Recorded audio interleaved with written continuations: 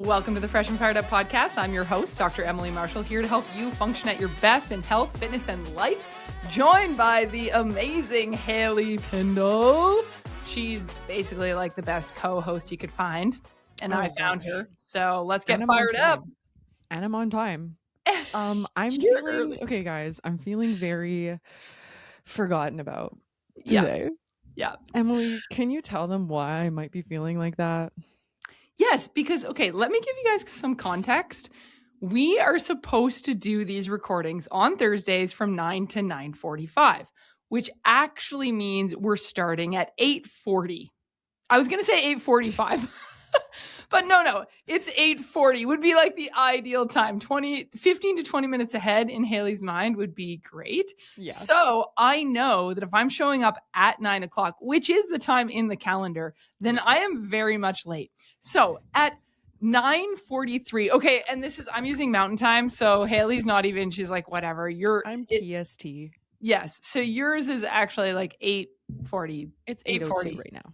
It's, when is it? It's 8:02 right now. Oh, so it would have been 7:40. Yeah. Yeah, so 7:40 or 8:40 or wherever you live, depending on the time zone. Point is, in the time zone I'm in at 8:43, now I'm super confused about the times. I'm sitting at my kitchen table, drinking my coffee, reading to my children because they are on the Easter week spring break is when it is right now for us. And I'm just sitting there chilling and they're on their pajamas and I'm reading and my husband walks in and is like, "Do you not have a podcast recording right now?" And I'm like, "Oh, I totally forgot." Although we do this every Thursday, okay? This shouldn't have been forgotten. Yeah, I understand though. I understand because I get the same way where I'm like, if it's an off week and I don't know what day it is, then it's any schedule is kind of out the window. So all that to say is this is just a segue in how prepared we are for today. I don't even know what we're talking about. We're so prepared always, by the way. And here's the thing. All right. I did send you a text message and I was like, "Hey, I'm not going to be there until right at 9. Is this okay for you?" You said it was okay. However, what other choice did I have? I know. I was if you said, "No, that's not okay," I'd be like, "All right, well, you're on your own then." You're on your own, kid. And it would just be me rambling on and on about something that I don't even know what we're talking about. Like, and would you be able to handle the ending? Like to actually hit the on fire? We did it together last time and it actually turned out quite cute. Be free. Wait, what is it? Be free, feel fresh, and live on fire? Yes, we've only done it 1,000 times, but yes. I get the free and fresh mixed up. I'm like, be fresh, feel free. You could do either, whatever. I just picked, okay? I just picked and I ran with it. I love that. Technically, we could change it, but I feel like when you hit the fire part and then our little like ending where it has the I feel like it fits really well. I don't know. You guys can let us know in the comments on YouTube. Please, if you're leaving a comment on Spotify, you're more than welcome to do so. We might not reply right away though. Yeah. So what are we talking about today? Oh, yeah, that's right. Well, first of all, I wanted to ask you what's going on in your world because I feel like you heavily shifted the focus to me, which is completely unfair, by the way. I like to deflect, so. I can tell. My life, what's going on in my life? I want to know. Let's hear it. I'm feeling so much better. So everyone knows that I've been having a hard time with my move and all of that. Everything's up in the air. Been having a freaking fantabulous time. I'm starting to really enjoy it. I'm starting to actually enjoy my dog. He comes to work with me and business is freaking booming. I honestly don't know. We're hiring someone else. Don't know how to handle it, but we'll figure it out. Easter weekend is upon us. I'm going away to my family, kind of like vacation home. Ooh. Leaving the boys at home. Yeah, it's gonna be fun. So everything is going super well for me. That's awesome. Just comparing it to like 2 months ago. Yes. It's all working out. Oh, that's nice. I feel like it goes in seasons. It really does. The thing is too, it's like I see this in my clients and I also see it myself. Is like I just need the time to pass and I just need to like be able to allow myself that time to adapt. But in the moment, it's like, this is catastrophized. Like, I'm never gonna get over this. Like, it's just, this is the end. This is the end for me. This is the Um, end. I'm done. and then like a month later, I'm like, yeah, this is actually fine. I love this. Right? It does. It goes like that. It really does. And it's one of Yeah. those things is like being able to identify it in the moments of stress is the hardest part. It really is. Yeah, Yeah. exactly. Well, we are recording this on Holy Thursday. It Yeah. is so exciting because, well, tomorrow's Good Friday, according to our recording. However, this is coming out on Tuesday after the Easter weekend. But something that I love about this weekend is the Easter Vigil Mass. Have you ever heard of this? Like, have you ever know No. about the Easter Vigil? Oh my goodness, our kids love it because we all go to bed super early, right? Because we do our early morning workouts and we put the kids to bed early. And so they're usually getting ready for bed like between 8 and 8:30 p.m. every night. Same here. Well, Easter Vigil, the mass starts at 9 p.m. and goes till midnight.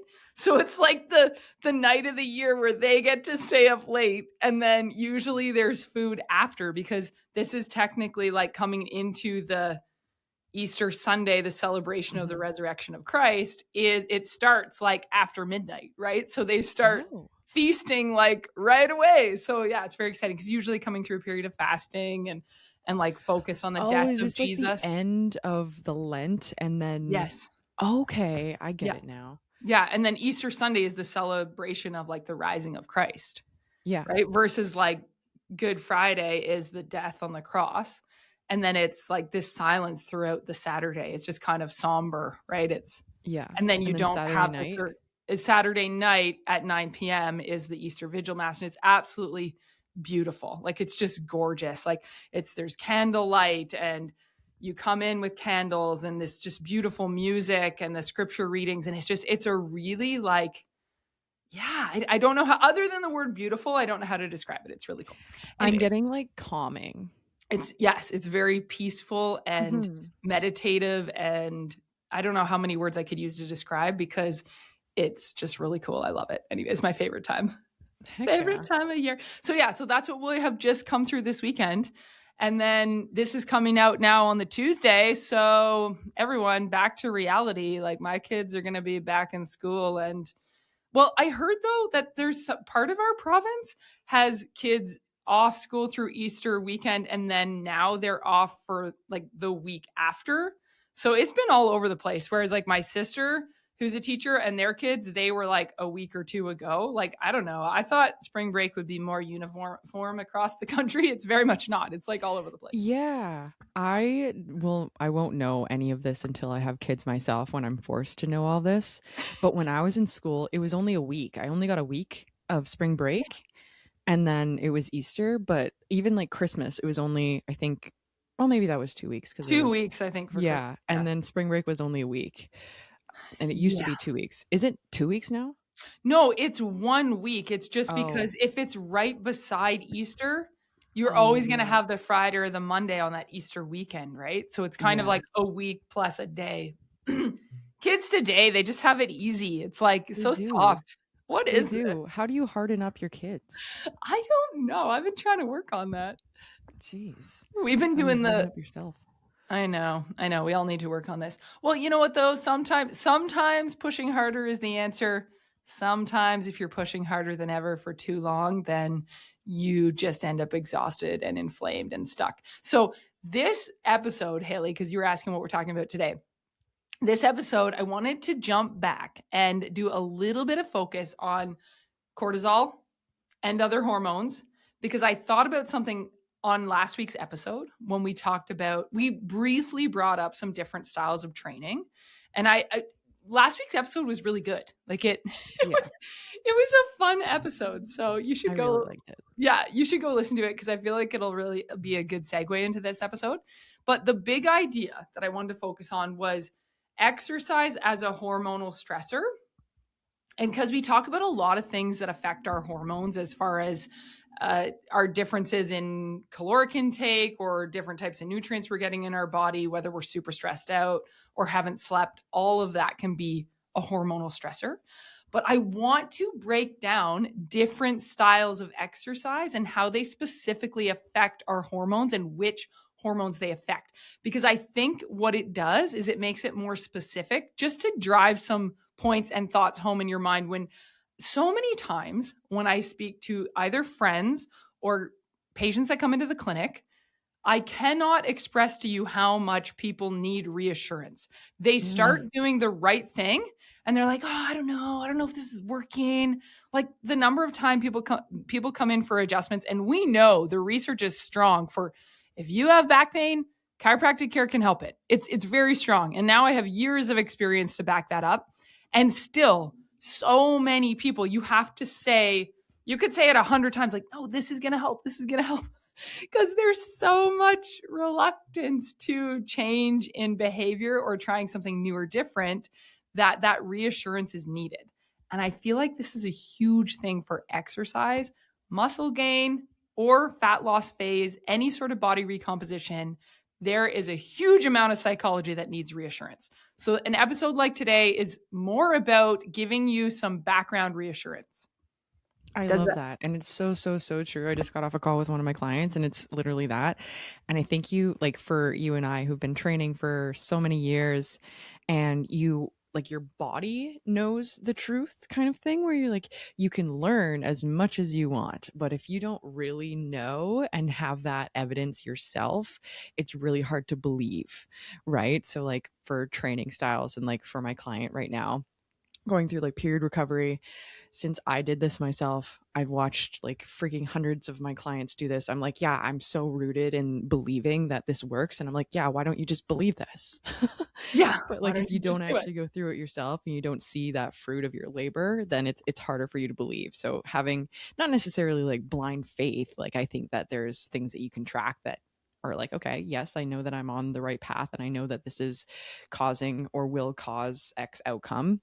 But like, it's not like just throwing spaghetti at the wall. But I think that, just to your point, the reassurance part is so much bigger than we realize.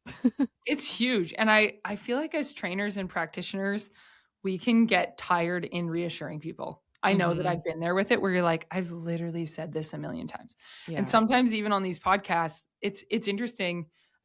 John brought this up to me the other day. He listened to last week's episode. He listens to all the episodes, but he listened to last week's episode and he's like, I love that style. When you guys just do the, like, we're going to talk about like the topics that we love: fitness, exercise, nutrition, right? And it comes easily because between the two of us, we have so much experience and background and education in it, that it rolls off the tongue easily, versus when we do some of our other episodes, some of the specific guest episodes, which are great. I'm super thankful that we have guests on.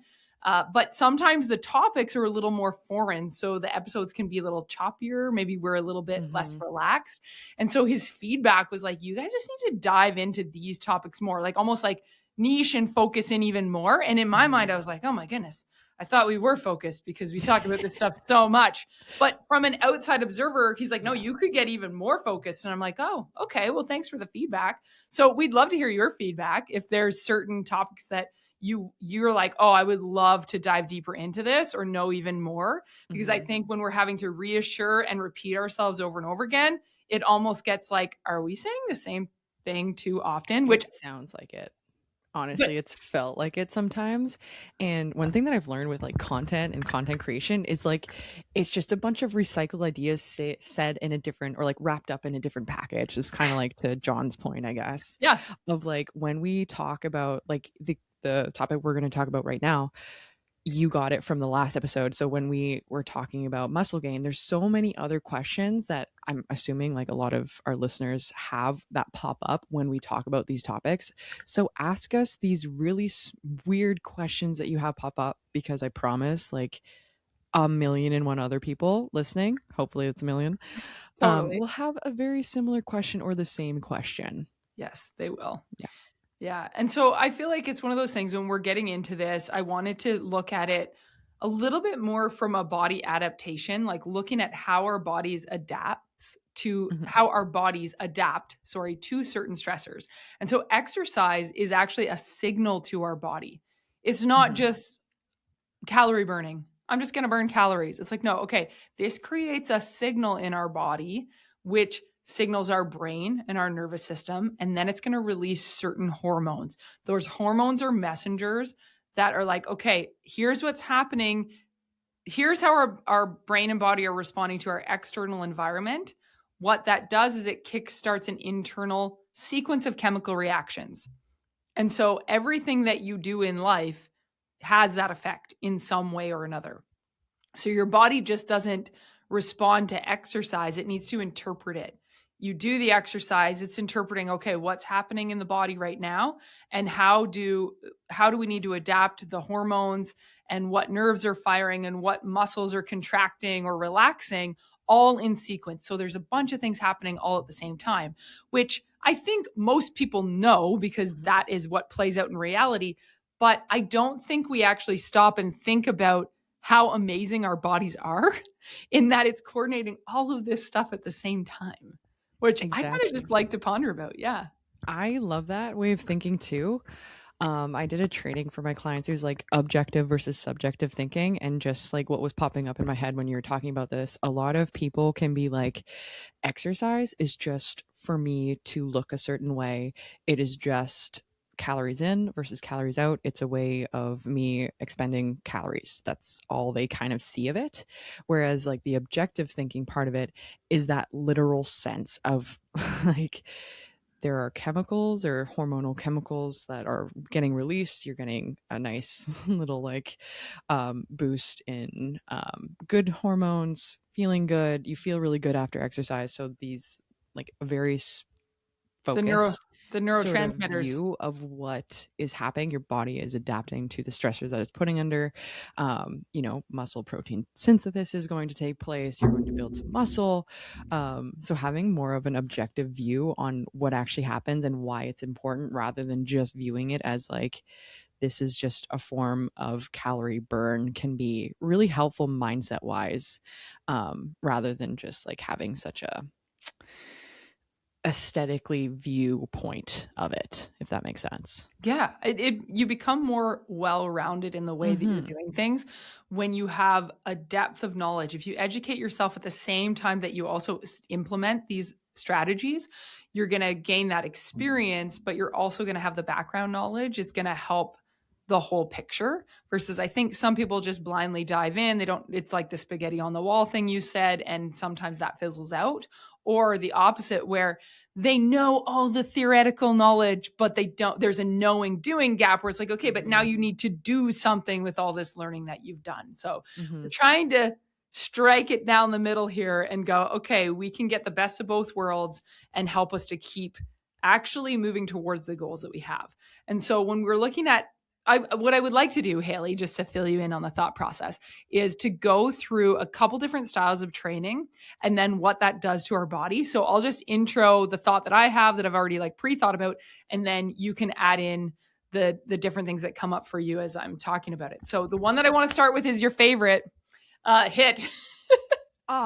So I was like, strength training. Like, no, we're saving that one till later. So I want to first bring up a HIIT, high intensity training, and what that does to our bodies. So I know that Hailey advocates for this all day long. No, I'm just kidding. I do like it to some extent. I know. Yes.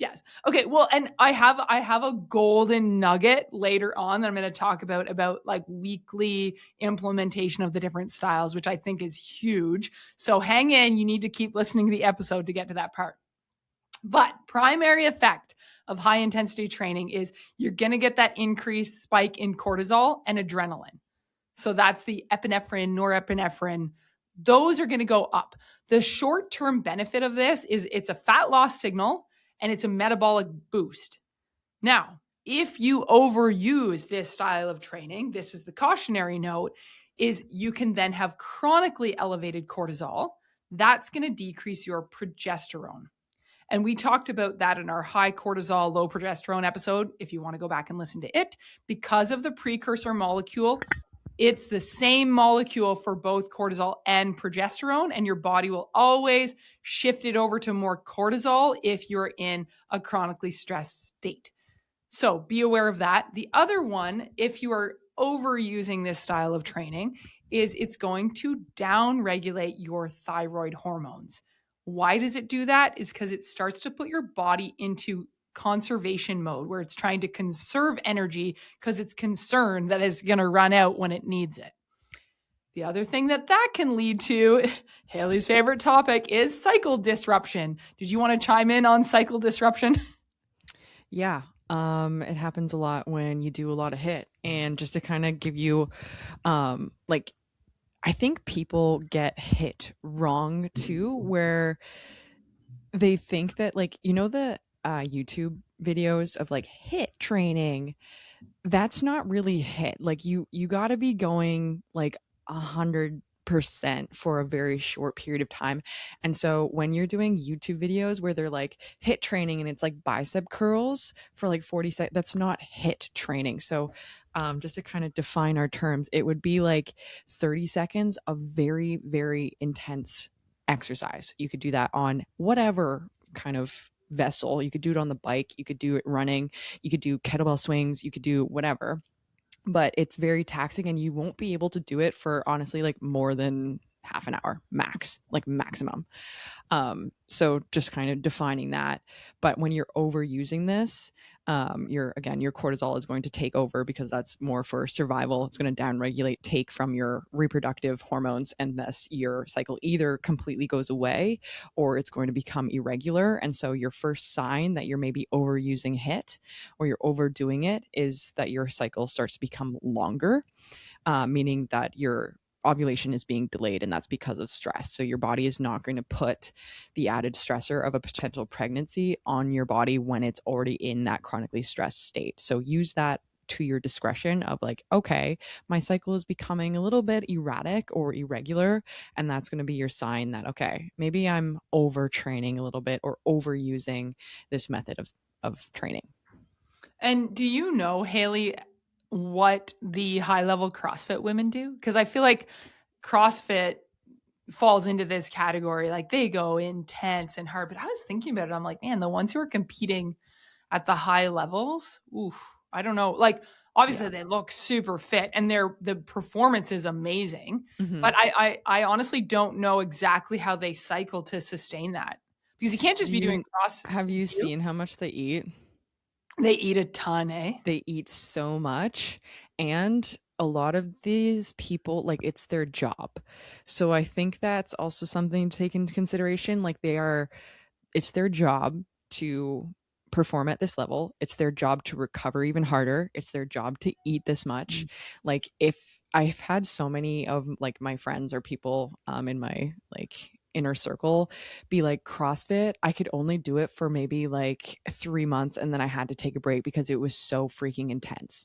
So if you're just a regular Jimmy Joe and you're doing like Jimmy CrossFit Joe very consistently, that is very taxing on your body, on top of, and we've mentioned this in so many episodes, maybe lack of sleep. Maybe you're a mother. Maybe you have a very stressful job. Like all of these are stressors and you're adding that on top of it. Whereas the like very high level athletes, again, that is their job to do this and dedicate their lives to it. So just know your limit, play within it. Okay. Oh, that makes sense. Thank you for that. So let's jump to long duration cardiovascular exercise. So when we're doing long duration cardio, the primary effect is that you're going to have more sustained cortisol elevation over the course of that. What this can do is potentially decrease the thyroid output, so the T3 conversion. That can also lower estrogen and progesterone if it's excessive. So those are kind of like the primary effects that can occur, but it's good. There's like if you're taking it to the extreme versus what would be a good zone is if you're doing like a lower intensity zone 2 type of longer duration, and this can be used for recovery or even just building a baseline of your cardiovascular health. And so I think where it can become more of a problem, and you can tell me what you think, is if that long duration is very frequent, specifically paired with being underfueled, is where you end up with more problems in this category. What do you think? Absolutely. And just to kind of define our terms, because a lot of my clients too are like, what zone 2? Oh, yeah. Please tell. Zone 2 training, like 1 and 2 training is more so like we've talked about perceived effort. And that would be like you're at a conversational pace. So it's actually a lot easier than what people expect. A lot of people are like, oh, I'm in zone 2, but they're like huffing and puffing and they're treating every run like they need to like progress and progress and progress, whereas like I would say like 70 to 80% of your training should actually be in zone 2 and like at that very consistent sustained level where you could have a conversational pace, and that will progress over time. So like your pace will increase and you'll be able to, like, your lung capacity will increase and all of that good stuff as well. But I think people get a bit confused of what zone 2 actually is, and you should Mm. be able to do it with a friend. Like you should be able to go and gossip about your neighbors with your friend on your run. Okay. Yeah, right. Good job, Hailey. Just kidding. Don't gossip. That's bad. Condoning this poor Bad behavior. karma. It's bad karma. Oh dear. Oh yes. No, I hear what you're saying though. To actually be able to hold a conversation makes so much sense. And then just remind me the number of zones we have. The zone 2, zone 3, zone 4. Does it go to zone 5? No, I don't I thought think it was so. 4. It's zone 4 is max. Yes. Yeah. And like for HIIT, example, you would be in that zone 4 to 3, like 3 to 4. Yes, Whereas when you're that's right. doing endurance, it's more zone 1 and 2. Maybe some zone 3 and 4 when you're doing like tempo work or something like that for endurance sports and endurance athletes, but majority will be in the zone 1 to 2. Yeah, because if you're training for a specific race or something, I know that you would lay out the training where you're doing different zones that you're hitting on different days, and you're cycling through that to make sure you build yourself towards race day, and then you taper the training before the actual race. So I think that becomes a lot more strategic, like you said, if you're specifically an endurance athlete that is training for specific races, right? Versus, what did you call it? Jimmy Joe? Jimmy Joe? Is that the name you use? I use Jimmy Joe, and then I also use Susie. Susie? Like Susie down the street. What's Susie's last name? No. Susie Doe. Susie Joe. That's like the John Doe thing. You're John Henry? Okay, we're going to get back on track here. Thank you for your 2 cents, Hailey. Actually, it was worth way more than that. Okay, this is the exciting part. Strength training. We're excited about this. Okay, here's the deal though. We always lean toward the strength training. We're biased. We're so biased, but again, I'm excited to get to the part where I can give you examples of how to work each of them in if you're hoping to do all the different styles and cycle them. But let's talk strength training. Primary effect is you're going to get increased insulin sensitivity. We love this. This is so good for your body. I will always remember this, Hailey, whenever you've said, if you don't have a lot of time after a big meal that's heavy in sugars, even just standing up and doing 10 bodyweight squats makes a huge difference. Yeah, never forgot that. Good job. Do you remember saying that? Yeah. I'm here for all of the 2 cents. Yeah, you are. More like $1 million. They totally are. So it's going to increase your insulin sensitivity. It's going to increase your muscle mass, which is acting as metabolic support for your body. It also is going to support a healthy level of testosterone and growth hormone. And yes, as females, we have those. I know we always talk about those for male health. It's obviously at different ratios for men versus women, but it is still there, and it does still need to be kept in check and balance with our other hormones. So the benefit of this is it's going to stabilize your blood sugar. That stabilization of blood sugar stabilizes cortisol. And so I don't know if people always draw that connection between your blood sugar levels. If you have these huge spikes and drops in your blood sugar, that is a chemical stressor in your body. So that is going to further contribute to your cortisol spikes and your stress levels, which is why people talk about feeling hangry and all of that. That's its actual biochemistry. That's not just a made up thing.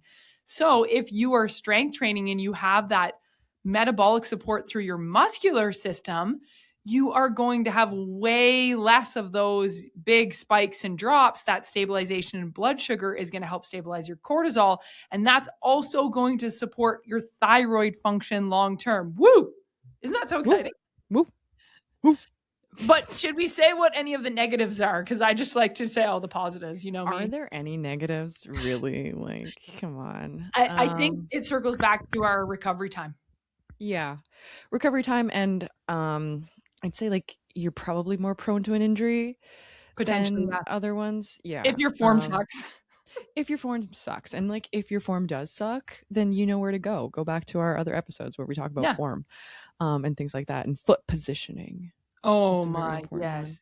No, but Totally. to your point, the one thing that I really, really, really, really love about muscles is the like the blood sugar regulation of like the more muscle that you have, the more it can store glycogen. So when you eat like carbs and your blood sugar spikes, like it can actually absorb that and not spike your insulin as much. But it works really well for like people with PCOS who are naturally a little bit more sensitive to carb intake. So that's why strength training is very kind of pushed in the hormonal aspect of that for regulating that. But yeah, I really, really love strength training just because of that. And hear this. If you have ever been to a doctor, I know this is depending on your age and phase of life that you're listening to this episode in. If you have gone to your medical doctor and they have told you that you're pre-diabetic, because I hear this from patients that come through our clinic, they're pre-diabetic, so they're almost there. The best thing to do is implement strength training now. Now's your time to do that Mm-hmm. because people will go right to the nutritional aspect of regulating their blood sugar, which is also important in that phase, of Yes. course. But you should also add in strength training at that point. Absolutely. Absolutely. It's just like a cherry on top. Women are naturally a little bit more metabolically flexible Mhm. than men, just from like our hormonal cycle standpoint.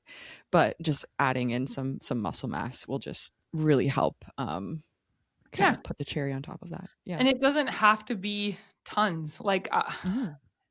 I'm at the point where I have quite a bit of muscle mass. And in this recovery phase after my injury, my husband's like, it's okay if your muscle, if you have a little bit less muscle mass, you're going to be fine. Yeah, Right. you can afford it.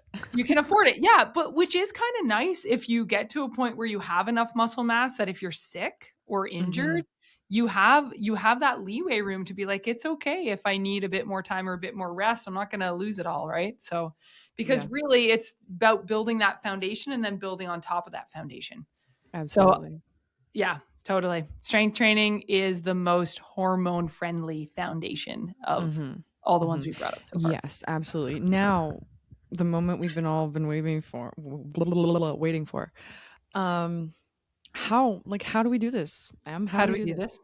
Okay, I'm going to tell you how we do it, but what I did, you're rushing me because I had one more category. Why? What? Because I want to bring up low intensity restorative, like the walking and the steps and the stretching. You want to skip that one? No, we can get into your steps. Come on, let's go. Well, because I'm kidding. I'm kidding. I'm excited for this too. you love this one. I can't believe I you do love this forgot. one.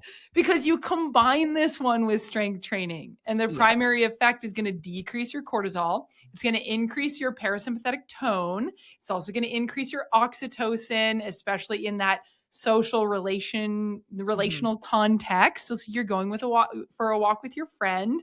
It's a beautiful thing. I love that. So make sure you take time to do that because it's going to give you the benefits of nervous system recovery. It's going to improve your hormonal balance and it's going to help you with better sleep. So that's why we're Yeah. not skipping this category, Hailey. Come on Yes. now. I also want to bring up like um hunger hormone levels too for walking versus running, especially for people who are like, yeah, I want to lose weight. And then they go and run and then they're like, oh my gosh, I'm so hungry. Running will increase your hunger. And then walking it'll keep it a bit more stable. So if you are in a fat loss phase or you want to go into a fat loss phase, I'd actually suggest walking or doing more lifts, which is low intensity, steady state, rather than a bunch of running. Like obviously you can incorporate some capacity of like hit and aerobic training, but most of it should be your step count because it's not going to play around with your hunger levels and you're not going to be starving, which is already something that you might deal with. Not starving, but maybe like a little bit more hungry in a fat loss phase. So it's definitely a better avenue for that, and also cortisol levels and things like that. So steps are a powerhouse that a lot of people underestimate for sure. Yeah, I feel like it's of all of them, it's also in the non-optional category. It's something that Yeah. you just need to do. Yeah. Versus like what you said, it's like, well, longer runs are more of optional. Like you could do Mhm. them, you don't. And when we're talking about health, not sport specific training. We're talking about like optimal health. So I think that's a big distinction. Now, Hailey, for the practical application. Practical. I like practicality. Let's go. This is where you win. This is where we win. The balanced weekly template. This is exciting. So here, very tangible, 2 to 4 days of strength training as an anchor. If you are doing non-negotiable, 2 to 4 days. If you're doing 1 day a week, not enough. If you're doing 5 or 6 or 7 days, possibly too much. You're not getting enough recovery time. Yeah, you're gonna get tired with that more. So 2 to 4 days for strength training. Then your optional HIIT. If you're doing HIIT because you just like it, or you've done it for lots of years and you're like, I can't give up all my HIIT workouts, you could do this 1 to 2 days if recovered. So if you just did 2 days of intense strength training, you don't want to do day 3 as a HIIT workout. You would do it more like if you just came off of a full day of recovery or active recovery and you're feeling strong and you're feeling energetic and you want to do a HIIT workout with some strength training that day, then you just make sure that you give yourself more recovery the following day or the day after that. So that's for your optional HIIT. Then for your low intensity, like walking and mobility, this would be 1 to 3 days a week. You could do if you are just doing so low intensity. I'm talking about that zone 2 longer cardio versus if you're doing just steps. Like if you're just doing your step count and it's very light movement, you can do that daily. Yeah, I was gonna say like 1 to 3. What steps should be every day? Oh yeah, no steps. Sorry, I should have clarified that. So your low intensity cardio, as in not your zone 3 or 4 cardio, like a jog. Yeah, exactly. If you're, like you said, if you're able to do something more than just walking, let's say you're cycling, but you're able to be on a spin bike and still hold a conversation with your friend, you could do that 1 to 3 days a week and be okay if you are cycling in your other recovery days. Yeah. So I think that's good to know, but you're also looking at your whole week. So you're deciding, okay, and then you want to lay it out, right? Okay, I want to do 3 strength training days. And with those 3 strength training days, I can be doing walking every day also, right? But if you're looking at, I want to do 4 workouts in my week and I want 3 of them to be strength, 1 of them to be HIIT, then I need those other days to recover. Does that make sense? Absolutely. And I think, again, like bringing in our spirit animal of the worm being flexible. You just love being that. flexible with I hate that spirit animal. Pick a different one. What else is flexible? I don't know. An octopus? An octopus. You're an octopus for sure. I love octopus. Octopi? I don't know. I love the ocean. Oh, it's all over my TikTok page. I love learning about the ocean. Anyways, our spirit animal is either a worm or something flexible that you want to choose. So not taking this and being like, oh my gosh, if I have a really busy week, I have to get my 3 days of workouts and then my 2 HIIT sessions in per week. Kind of having it, like we've mentioned, tiering your kind of training where it's like, this is a perfect week where I have 0 stress, I have a very open schedule, and then tier 2, tier 3, so on and so forth. But like kind of being flexible with it, moving things around. And I think like there's best to have like you said, have a recovery day after your HIIT, but if you can't, maybe do like an upper body day if you did like a lower body spin HIIT, like kind of teetering with that and playing with what you got, but allowing whatever muscle group that you trained the day before to recover at least for a day or 2. 100%. Yeah. Match it to your season. So your high stress season of life, you're going to reduce your HIIT workouts. If you're in a period of poor sleep, you're going to prioritize walking and strength where you're actually recovering properly. Depending on your cycle phase, we talk about this. If you're feeling great, go for it. But if we're looking at generalities here, painting a broad brush, but typically follicular phase, you're going to feel like it's easier to push that intensity. If you're in your luteal phase, you're probably going to feel like you need more recovery, and that's totally reasonable. It doesn't mean you have to stop everything. It just means you need to pay attention to those signals in your body. And I think that goes a long way. Absolutely. Yeah. I did think of one other thing, Hailey. So when we're talking hormones, just as like kind of a recap, because we've said a lot, I wanted to recap on each of the different hormones. So like when we talk about what they do.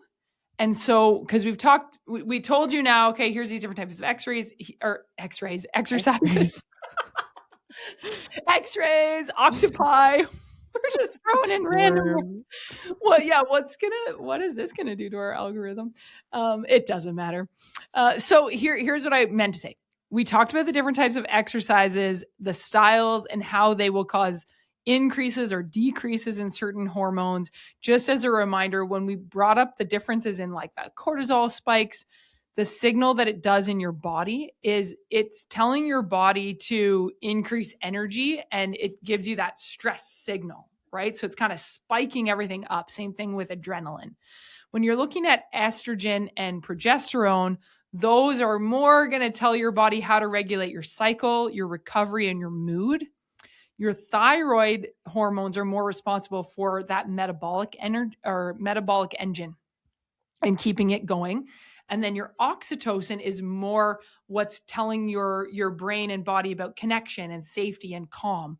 So as we say this and we're telling you the specifics of, well, this one increases and this one decreases and this one stabilizes, they're all doing this at the same time. Like our body isn't isolating one affects the other, and this is then what occurs. So when you're looking at different amplitude lines, right? They're going up and down and they're kind of petering out. And if you could put this on a graph, you'd be able to look at all the different lines on the same graph. Do you know what I mean?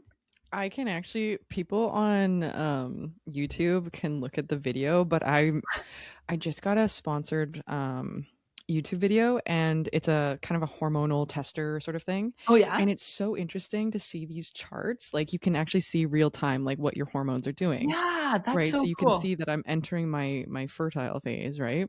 Ooh. Because the LH and your estrogen are rising. So like seeing this in real time, like all of these are kind of working in congruency with each other, which is really freaking cool to see. It's so cool. But yeah, it's so much more, again, like on a very molecular level, what's happening is so interesting, rather than just being like, oh, it's just calories in, calories out. Oh, my hormones are just off, cortisol, blah, blah, blah. Like, yes. Well, and I think the reason that one comes up a lot is because if cortisol stays high for a sustained amount of time, it does start to kind of downshift everything else. Mm-hmm. So it is a big one. So I guess that's why it gets a bunch of attention. Ugh, yeah. Geez. Cortisol. Stop always wanting all the spotlight, cortisol. I know. Get off the podium. Making everyone wired and tired and like messing with their sleep. Muscle gain. Cravings. Energy tanks and crashes. Doesn't that sound awful? Sleep sucks. Yeah, but then when you do that, where you increase the oxytocin and you start to stabilize. I'm trying to end on a note of, yeah, exactly. We're ending on a note of hope. There is hope, because you're gonna do the 2 to 4 days a week strength training staple, and that's gonna be great for you. So don't ever skip that. Make sure you recover appropriately, and remind yourself that you do not need to train harder. You need to train in a way that allows your body to actually thrive. What were you gonna say? I thought you were gonna say smarter. Oh, train smarter. Yeah, I guess so. Don't train harder, train smarter, I just wanted to throw that thrive word in there. Thrive. Thriving and flourishing. I love 30, flirty, and thriving. Oh, you're hilarious. Okay, are you mic dropping us with anything as we end off here? Or have you given us free, feel fresh, and live on fire? You said it too soon, because we got to say, make sure you guys share the show. Oh, yeah. Hello. Why? Okay. Did you want to try to say it together again today? Yeah. Okay, ready? Let's 1, 2, 3. Firstly, share the show, subscribe, share it with whoever you think this would benefit. Yeah. And 3, 2, 1. Be free, feel fresh, and live on fire.